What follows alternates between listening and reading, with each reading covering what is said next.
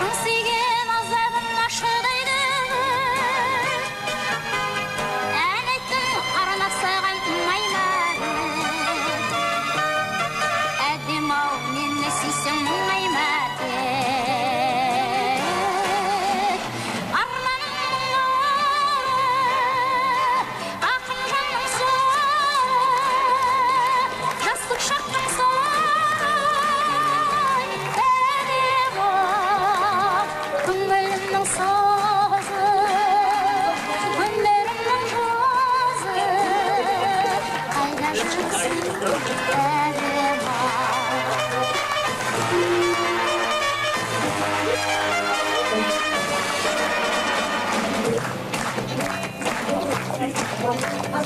Gözümde yemerime sen bergende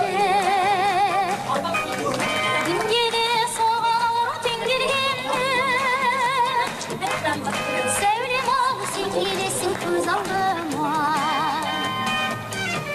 Аққайың самал желмен тербелгенде Жашаным сенің санмай көз аларма Өзгелер сен демер сөз аларма Ақ толқын жағалауға сыққанда Айым-ау сен келесің көз алдыма Hayırlı gün kıymetli konaklar, ıstazlar, ата-аналар, оқушылар. Бүгін гимназиямызда өте бір ерекше күн. Бұл кездесу кешіміз әлемде атаңызға айналған опера және эстрада әншісі, Қазақстанның және бұрынғы Кеңес одағының халық әртісі, халық қаһарманы, алтын жұлдыз бен отан орденінің иегері Роза Тәшібайқызы Бағланованың 100 жылдығына арналады. Кешімізге қош келдіңіздер.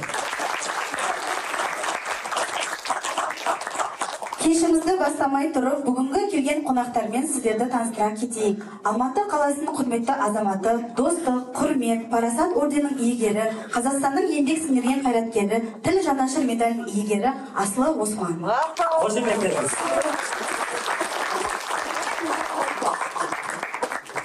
Роза апайдың ұлы Тәжен Бағланов. Роза апайдың келіні Марал Бағланова. Бүгінгі біздің мектебімізге қонаққа келіп отырған аса қымбатты Асылы апам. Бүгін біздің кішкентай ғана мектебіміздің мәжіліс залына келіп отырған қонақтарымыз үлкен жүректі, ерекше құрметті адамдар.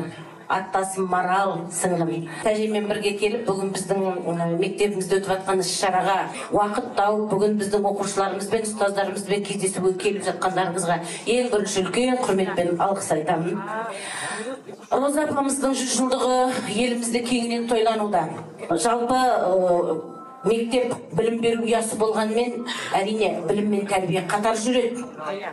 Білім мен тәрбиенің қатар жүруі тек қана біздің оқушыларымыз оқуда білім алып қана қоймайды, өзінің өнерлерін паш етіп отырады. Өнер мен біліммен екеуін бірге ұштастыра отырып, гимназиямызда талай мақтанатын оқушыларымыз да бар, ұстаздарымыз да бар. Осы жерде жүрген қарттарымызды біз бетке ұстаймыз. Сол қарттың бірі міне біздің Гүлшара апамыз, кезіндегі Роза апамызбен қоян қолтық бірге 15-20 жылдай жұмыс істедіңіз, апай, қателеспесем. Ол кісінің қасында бірге жүріп, концертінің арнайы жүргізушісі болған адам. Бұның өзі бізге үлкен құрмет. Өлеңдерінің өзін біздің шәкірттеріміз айтып жатқанда кішкентай жүректерімен сезініп жатыр. Қаншама өнер адамының осындай өлеңмен халқын сусындатқан, халқын тәнті қылып, өнерімен ғашық қылғанын көрсетіп жатыр. Кейінгі ұрпаққа үлгі дегеніміз осы. Сондықтан келгендеріңізге көп рахмет. Балаларымызға айтқан осы өнеге тәрбиелеріңіз өмірлеріне ұстар ту болады деп айтқым келеді. Аман болыңыздар, аман жүріңіздер. Апамыздың 100 жылдығынан ары қарай жүзеге тойлана берсін. Балаларымыз да осы тәрбиені өскен, адамгершілігі жоғары, өнер мен білімді сүйетін, кейін Қазақстанның мақтаулы азаматша шығып кепсел осындай елдер жүргізіңіз olsun. Сондықтан барлығына рахмет, қош келдіңіздер.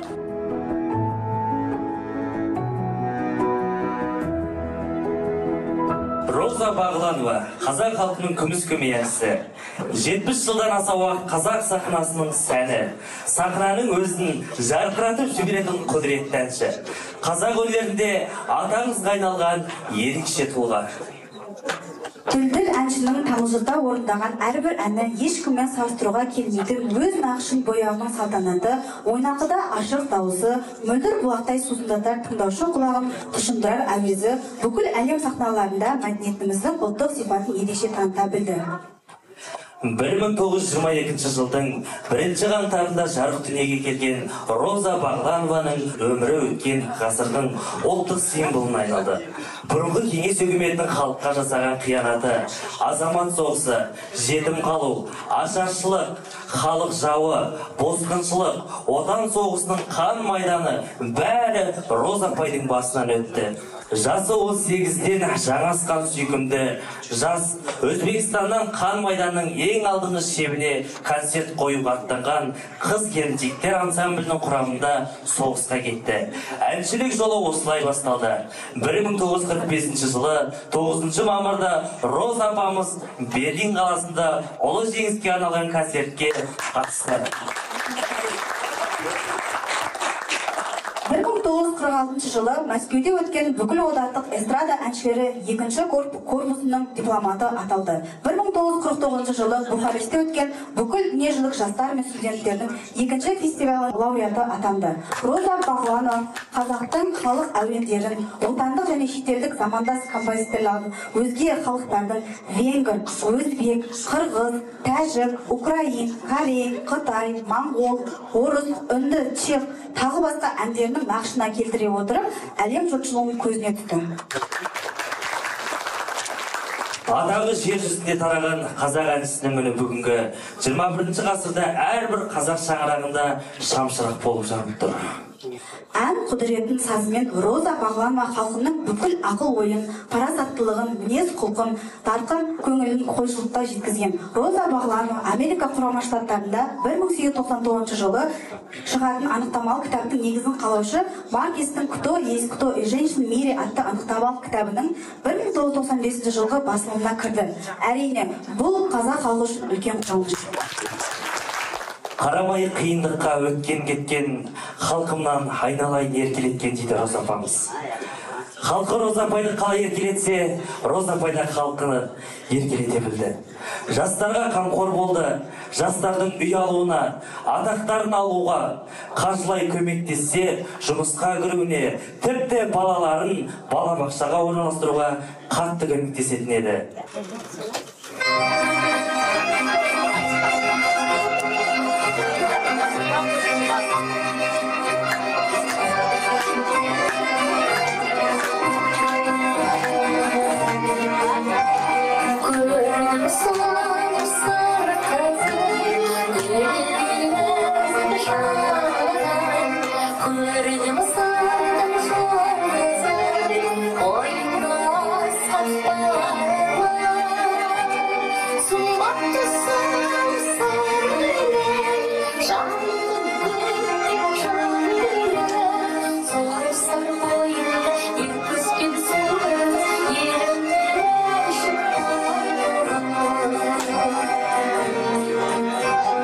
You're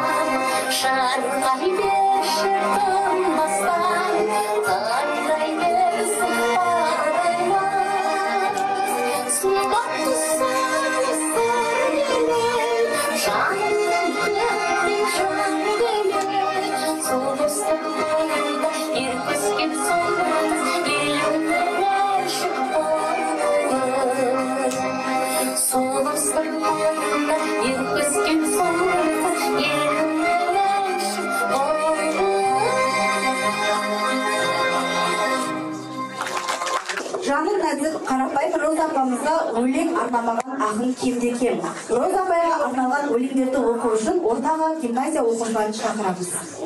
Жақсы менен дара жан, бауырған бар адамды, қаһарманы халықтың, тәнті еткен ғаламды. Қызғалдақтай құлпырған қазағымның айғызы, Роза апам қазақтың жарқыраған жұлдызы. Бұл өмірден өтсе де, халқымды әні тербейді, соғыстағы жылдардай жүректерді емдейді.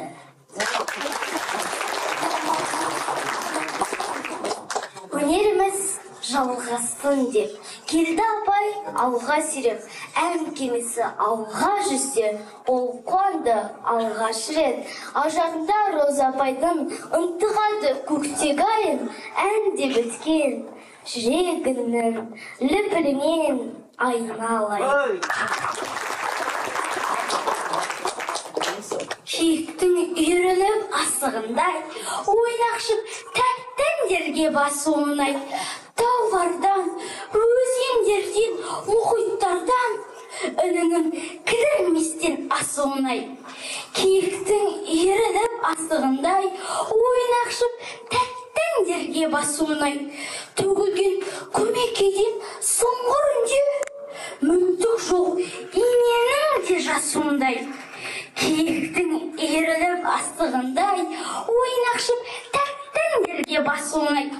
Қазақтың мәдениет сарайында бұл да бір бағасы зор асылындай.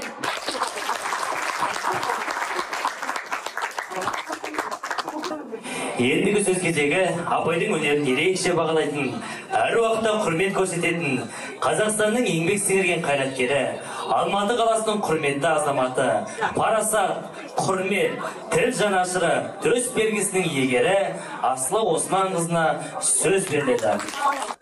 Қадірлі де сүйікті, менің көкте жұлдыздай жанып тұрған мектептің ұжымы да, оқушылары да, әр қайсыларыңыз менің жұдырықтай жүрегімнің төрінен орын алатын ғажап жандарсыңдар. Жандарыңа еш уақытта жара түспесін, менің бәріңе жақсы жолымды берсіңдер, жасымнан асырып жас берсіңдер. Қандай ғажап дүние жаным.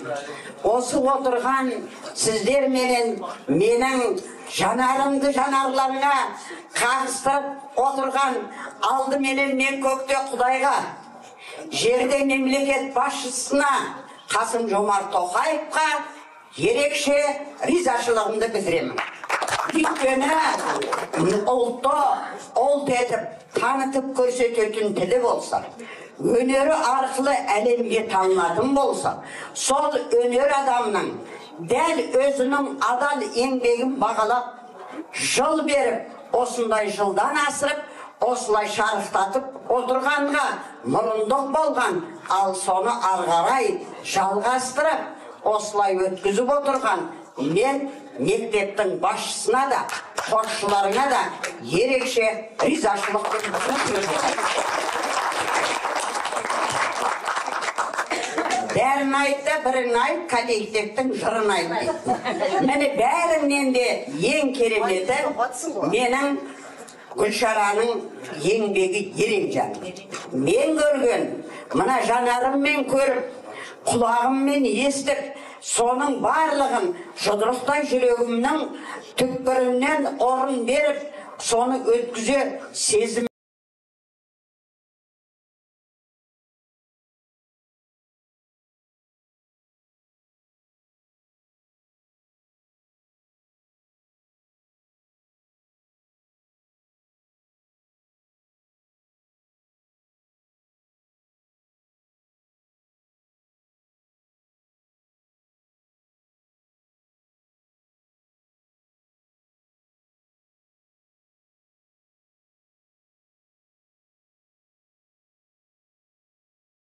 Нұр етіп ашып